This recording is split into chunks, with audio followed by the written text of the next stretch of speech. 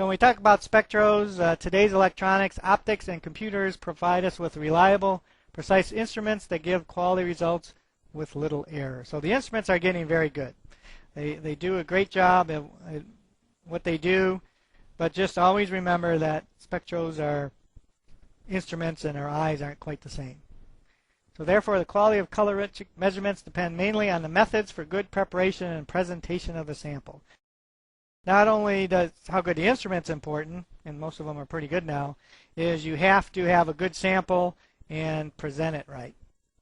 So when preparing and presenting a sample, the objective is to eliminate the maximum number of errors when you put it in there. So you can have a great spectrophotometer, but if you give it a rotten sample, you made your samples and then you dropped them on the floor and tow motor ran over it, and then you tried to clean it with some soap and water and you left soap on it, and then you put it on the spectrophotometer, it's probably not going to give you a good reading, because the spectrophotometer does what it does well, but it doesn't think. It just takes a reading, and if it give it a bad sample, it doesn't know the difference.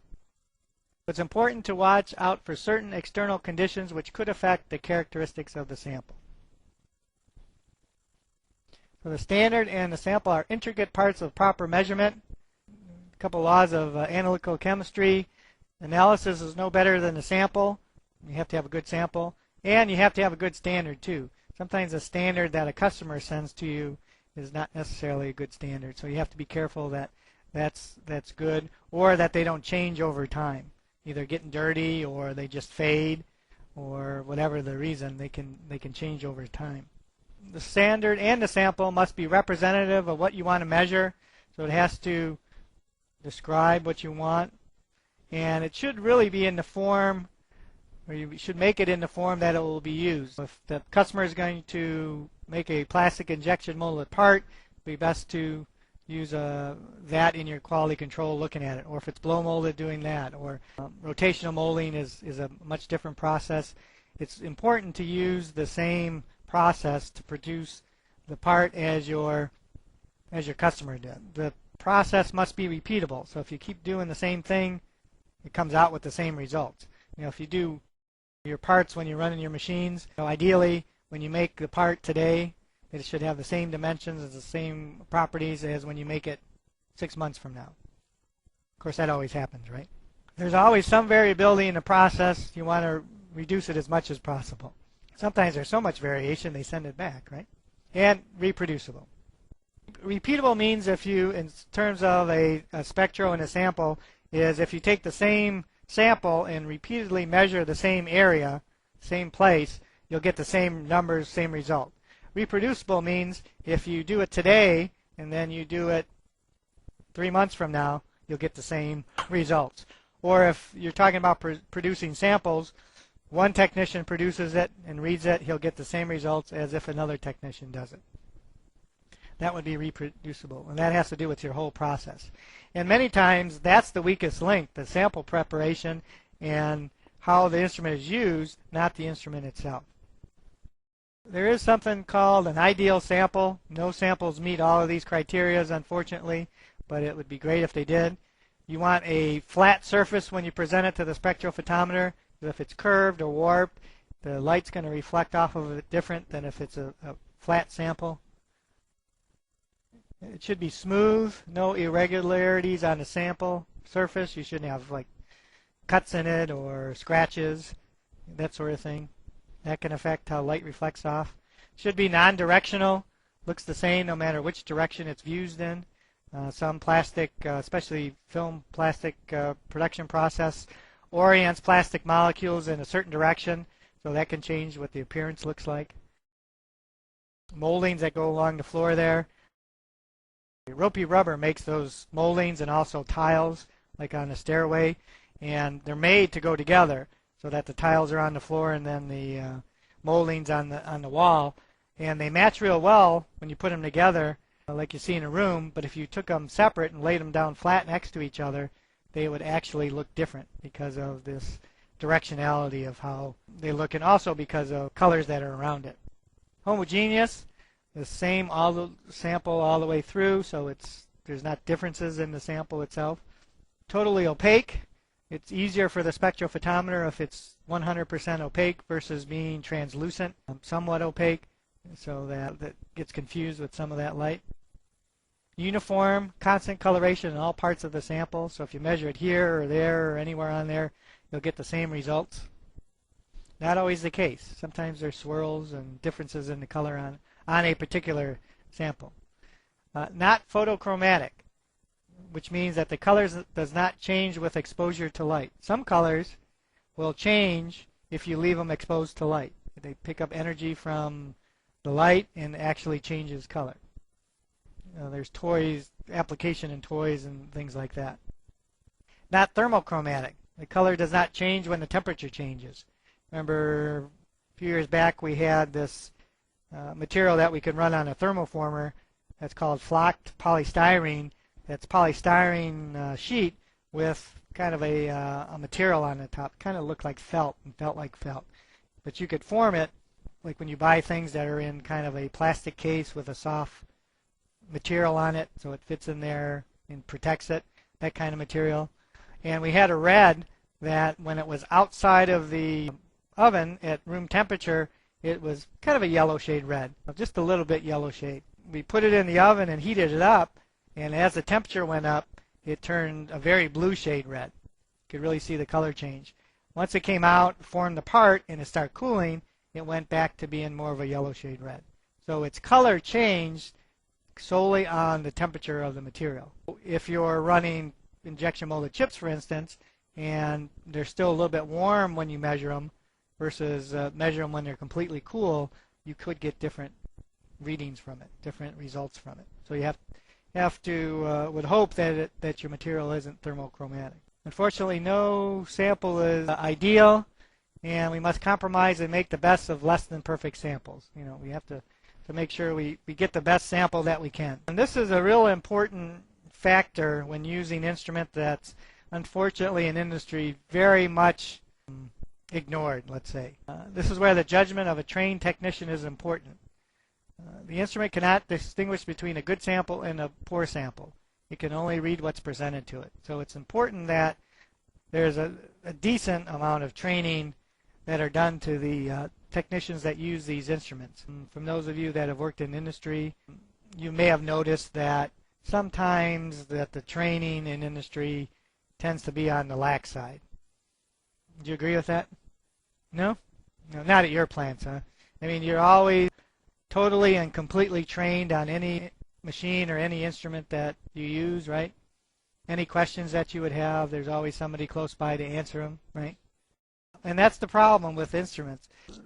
These spectrophotometers cost a lot of money, and you know they do a great job at reading samples, but if you don't use it correctly, you don't get the right results. And unfortunately, especially a lot of customers of the color houses, they find that they get one of these spectrophotometers and then all of a sudden they're experts on color and they don't know how to use it. As we go through a little bit, you'll see some of the things you have to worry about when you use them, and there's a lot to it. You have to do things correctly. I think I mentioned before that there's a company that does testing of how industry spectrophotometers are working, and they send very closely regulated samples to everybody that are in this program so that they're all the same sample basically, and then they read it, send the results, the numbers back to the central location, and they compile the numbers. For the most part, most of the numbers from most of the places are similar or real close, but every now and then they get some really wild numbers. And they've gone back to see what the problem is, and in some cases they've used the sample that is usually a printed sample with white backing on it. They've put the white facing the instrument instead of the color that they're supposed to be measuring, and then of course that's going to give you widely different numbers reading white versus say reading a red like this. Or they use the wrong observer, they use the wrong types of measurement. They don't even know what you're talking about when you say all those things. And you're saying how they are at work there, that they probably don't know how to use it. And the problem is if you don't know how to use it, it's giving you bad data, but they're taking it as being gospel and the truth, and then they're driving their suppliers crazy because something that may be perfect, but just because the instrument says it's bad, they take the number and say that's what it is. Or it may not look anything like it, but the instrument happens to say it's good, and they'll say, oh, the instrument says it's good, run it. And then it comes back from the customer, and they wonder why it doesn't look the same. It's just like a computer. If you put the wrong data into the computer, it's going to give you the wrong answer. Just like your fancy T80 calculators, right? What are they, about $100 now? Do all the graphs and everything? 140. If you type in the wrong numbers, doesn't matter how good the calculator is, it's still going to give you the wrong answer. So the operator has a lot to do with it too.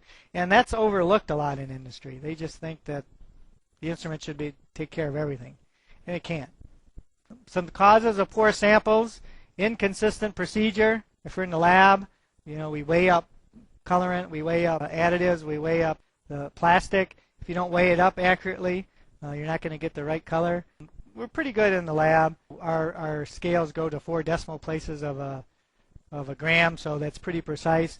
But sometimes when that gets transferred to industry, when people mix in, say, color concentrate, they don't necessarily have scales real accurate scales that they use. Sometimes they'll say, oh, for 1,000 resins, I need 3 handfuls of this color concentrate, or 2 scoops, or 2 buckets, or whatever it may be. But they don't really measure it that well. Now, I see you guys snickering over there. You're probably doing that because you've never seen anything like that happen, right? Yeah. And that's not unusual. People, it's a color, just throw it in there, that'll be close enough. Well, sometimes it is, and sometimes it works, but other times it doesn't. So you need to have consistent weighing procedure. The time you mix it is important. People use tumble blenders, so if you don't keep the same amount of time, it can change.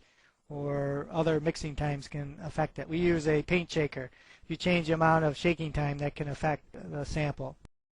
If you're making injection molded samples, the conditions like temperature, injection speed, and injection pressure, cooling time, cooling temperature, all those things can actually change the color of an object. Just like it can change the properties of a plastic part, it can change the color of your samples.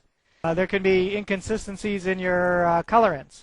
They could have different particle size or particle size variation, dispersion variation. Some pigments are easier dispersed than others. There could be lot-to-lot variation. So you got your pigment in 6 months ago, you used that up, so now you get a new shipment in. Now it's not exactly the same color. That can be true of the plastics also. External factors that can affect samples, environmental factors like temperature and humidity. I mentioned a little bit about temperature before. Humidity can change. Some plastics pick up moisture from the air. That can change their properties and can change color. About 5 years ago, a couple of students did a paper that they presented at one of our conferences. And what they did is they measured the difference in the color chip, how that was affected by time out of the injection molding machine. So they made a chip, took it right from the machine and measured it on a spectrophotometer, did it, I think, a minute later, 5 minutes later, 15 minutes, an hour, 24 hours, a week, and so forth. And they were trying to see when does the color stop changing. And different colorants had different amounts of time where that stopped changing. That can affect what numbers you get from your spectrophotometer. Process conditions that can affect things: process temperature, pressure, thickness of your sample. That's really important in films and sheet material. Mechanical factors, the machine's not working right, things like that. And we all know that anybody who works with machines and that processes that things change and things don't always work right. And just because it's not working right doesn't mean you stop it and fix it. You try to sometimes limp along and get your production out. Presence of external materials on the surface of the sample can change how it looks, especially how light reflects off of it. So if it's wet, the machine is shooting water all over the place. A vapor, dust, dirt, chemicals, mold release gets sprayed into mold. That can get on the surface of your part. Grease, hydraulic fluid. You may not realize this, but in some plants, there's hydraulic fluid leaks from the machines. So it can get on things. All those things can affect the samples, and they can all cause bad readings, inaccurate readings. Now, if we're looking at it visually and we see dust or dirt or grease on it, we can kind of discount that part of it and still make a good visual determination. But the instrument can't do that. You put it on there and it's got a defect in the sample. All it does is measure the light that reflects off of it and doesn't know whether you did the right thing putting the sample on there if it's a good sample.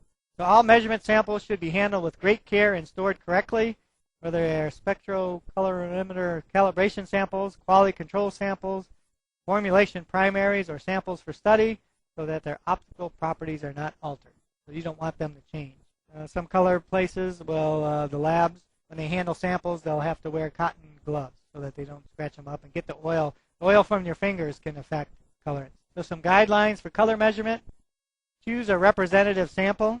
Sometimes that's not the easiest thing to do. If you have a big batch, you want to make sure that the sample you take from the batch is representative. Select a preparation method whose repeatability and reproducibility are proven.